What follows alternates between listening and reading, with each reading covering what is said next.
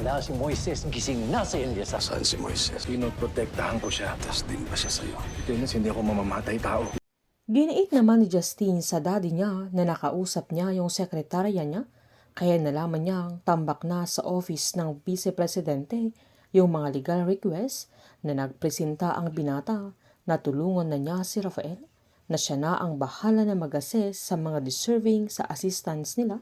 na agad namang pumayag si Rafael, sabay nagpasalamat na din ito. Pinaalala naman ni Mercedes na sa araw na yun ang pag-invite ng isang association para sa opening ng kanilang extension, na agad namang sinaad ni Rafael na kaya na yun ni Mercedes dahil madami pa siyang aasikasuhin sa opisina niya, kaya nag-volunteer si Justine na siya na ang sasama sa mami niya, na agad namang nagpasalamat si Mercedes. Nang aalis na si Rafael ay sinundan siya ni Justine, na giniit niyang alam niyang si Moises ang gumugulo sa isip ng daddy niya, na sinubukan pang i-deny ni Rafael,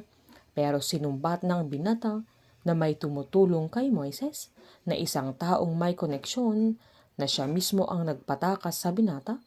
kaya natahimik naman si Rafael, na sinaad ni Justine na alam na niya ang lahat. Dahil sinabi sa kanya ni Leon, nagalit din si Jaime kay General Arevalo dahil pumalpak siya, at isinisisi lahat ni Jaime sa General dahil hindi niya nagawa ang misyon na pinapagawa sa kanya, kay napagtanto ni Rafael na alam din ni Justine na pinapatumba ng lolo niya si Moises, na agad siyang nagpaliwanag sa anak niya na hindi niya ito sinabi sa kanya dahil ayaw niyang maapektuhan pa ang binata. Sinumbat naman ni Justine na dapat ay malaman din niya para handa siya kung sakaling balikan siya ni Moises.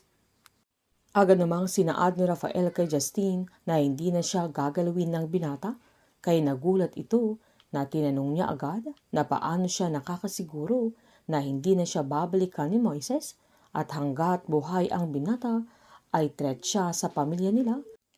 Katulad ni Eleazar, kaya mas nag-alala si Rafael sa anak niya dahil nagiging masama na ito, na agad niyang pinaalalahanan ang binata na wala nang ibang mamamatay dahil titigil na sila sa mga pinaggagawa nila, na agad sinumbat ni Justine na kahit para sa katahimikan nilang lahat, kaya umalis na si Rafael.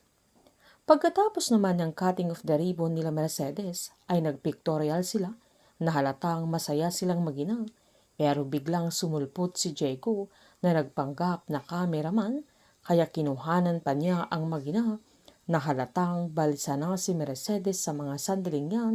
lalo na nang kinindatan siya ni Jaco. Habang nasa daan na sila Rafael ay sinaad ni Randy na kabilin-bilinan ni Mercedes na ipapaalam nila sa kanya ang lahat ng pupuntahan ng Vice Presidente, na kinwento pa ni Randy kay Rafael na noong nawala siya bigla ay nagalit si Mercedes sa kanila, na agad namang sinita ni Vincent dahil sa kadaldalan niya. Habang nasa biyahe naman sila ay hindi mawala sa isip ni Rafael si Jaime at Justine, na proud na si Jaime sa binata dahil umaayon na siya sa lahat ng mga plano nila, na kahit mali ang mga ito, na binati pa siya ni Jaime noon dahil naturuan niya ng maayos ang anak niya, na ito ang pinagsisisihan ni Rafael dahil nagiging masamang tao na si Justine. Habang sa paggising naman ni Eleazar ay sisiguraduhin niyang ligtas si Moises at babawiin niya ang binata kay Rafael, dahil alam niya kung anong kayang gawin ni Jaime at kayang-kaya niyang i-manipulate ang isip ni Rafael sa mga panahon na yan.